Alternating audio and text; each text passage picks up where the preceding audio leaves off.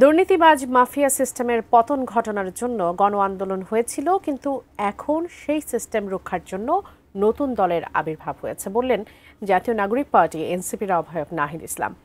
জুলাই পদযাত্রার অংশ হিসেবে পটুয়াখালীতে শহীদ হৃদয় তরুয়া চত্বরে অনুষ্ঠিত সমাবেশে তিনি এ মন্তব্য করেন।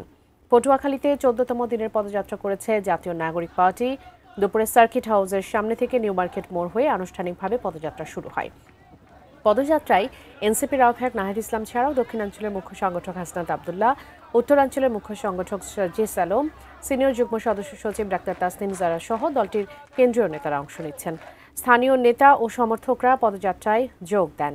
দিনব্যাপী কর্মসূচি শেষে বিকেলে এনসিপি নেতারা বরগুনার উদ্দেশ্যে রওনা দিয়েছেন।